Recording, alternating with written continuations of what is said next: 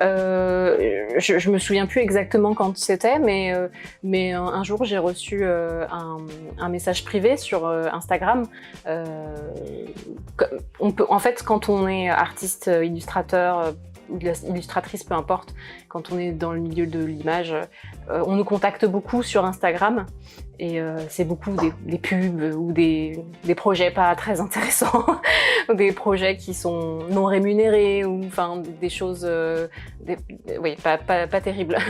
Donc j'ai vu ce message et comme d'habitude, souvent j'amène les gens à m'envoyer un mail pour que le projet, voir si le projet est vrai, s'il tient debout. Donc voilà, j'ai gentiment redirigé la personne à m'envoyer un mail. Et souvent, les personnes n'envoient pas de mail parce qu'en fait, ils perdent un peu le fil ou la motivation quand ils sont pas vraiment motivés. Et là, j'ai reçu quelques temps après un mail me racontant en fait toute l'histoire tout le projet de l'exposition. Et c'est vrai que ça me paraissait un peu incroyable. Et donc après, c'est comme ça que ça s'est déclenché, où j'ai demandé des informations. Je suis allée voir sur le site pour voir si c'était vrai, pour voir si c'était ce que c'était exactement. Et voilà, puis après on a pris contact, on s'est appelé par WhatsApp aussi. Il y avait une traductrice française, donc c'était plus simple pour moi. Et c'est comme ça que tout a commencé. Après on a beaucoup parlé aussi ils m'ont donné la liste des dessins qu'ils voulaient exposer. Ils m'ont aussi demandé si je voulais bien faire des produits dérivés et ils m'ont montré aussi comment ils allaient les faire. À chaque étape, ils m'ont montré les produits, ils m'ont toujours montré et j'ai pu valider et donner mon avis. Tout était pris en compte et c'est vrai que ça m'a beaucoup rassurée parce que comme j'étais très loin, c'était difficile de contrôler. Parce que le plus difficile quand on est artiste, c'est quand on utilise notre image, les images qu'on peut faire, mais pour quelque chose qui ne traduit pas ce qu'on aimerait dire. Et ça, c'est vraiment très dur à contrôler. Parce que surtout que j'ai certains principes qui sont assez forts, comme le féminisme, et c'est vrai que j'ai pas forcément envie de travailler avec des gens qui vont pas véhiculer une image positive ou qui vont être en accord avec ça. Donc c'était vraiment tout ce genre de choses qui me font des fois un peu peur. Mais et là, ça s'est très bien passé. Donc voilà, c'était très bien.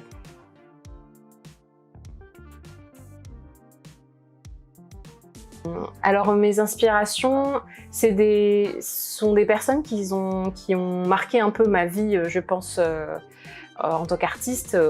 Et c'est vraiment, en fait, c'est ancré en moi. C'est pas tellement quelque chose auquel je pense. Je pense que quand je dessine, on est tous influencés par tout ce qui nous entoure. Bien sûr, des artistes aussi un peu plus contemporains, des illustrateurs, des illustratrices, de notre univers. Je pense qu'on est beaucoup influencés par ce qui nous entoure. Mais c'est vrai que j'aime beaucoup le travail de Miyazaki, qui est très qui me fait rêver en fait. Vraiment, ça regroupe à peu près tout ce que j'aime, la culture japonaise, la nature, cette dimension un peu irréelle, mais à la fois très très touchante.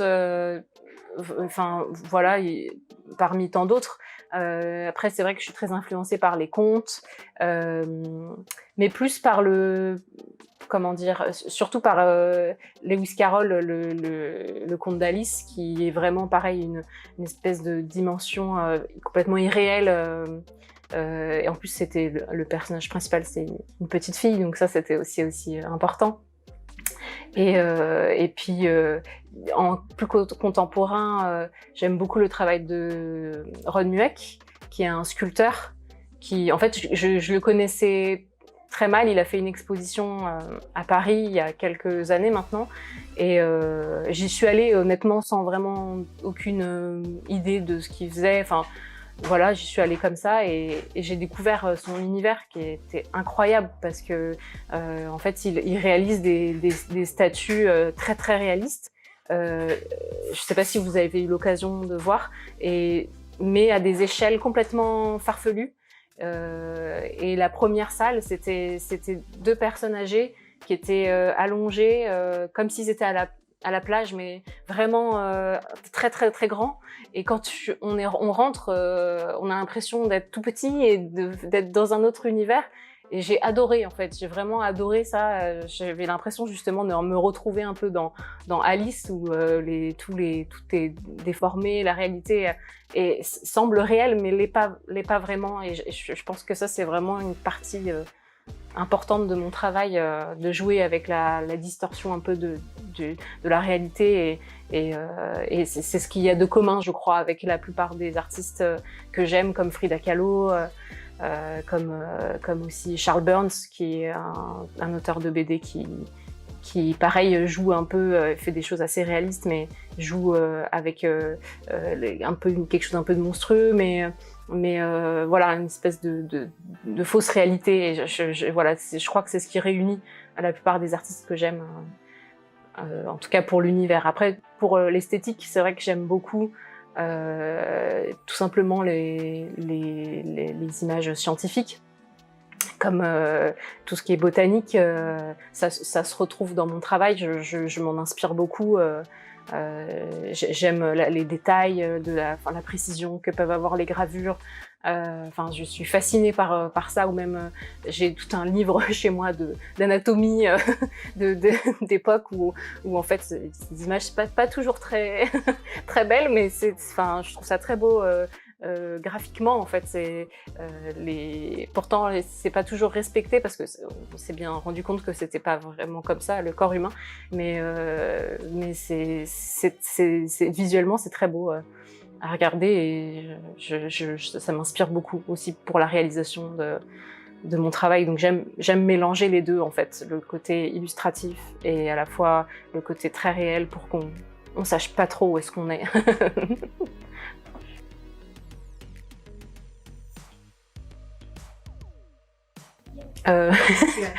Je sais pas du tout. Moi,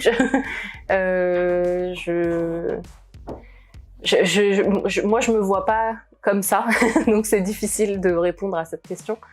Mais je crois que j'ai toujours été un petit peu la tête dans la lune. En France, on dit ça. Je sais pas si ça se traduit vraiment en coréen. J'ai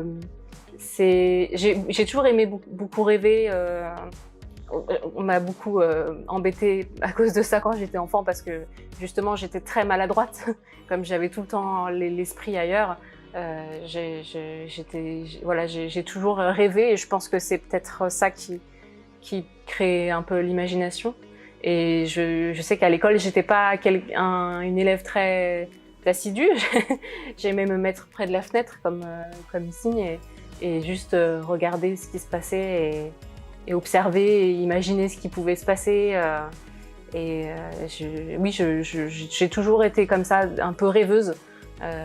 Bon, quand on grandit, c'est malheureusement, avec le temps, ça part un petit peu, mais c'est ce que j'aime avec l'illustration et le dessin, c'est qu'on peut faire ce qu'on veut, on peut faire vraiment ce qu'on veut, et j'aimerais être comme une enfant encore, où on s'autorise de mettre n'importe quelle couleur à n'importe quel endroit.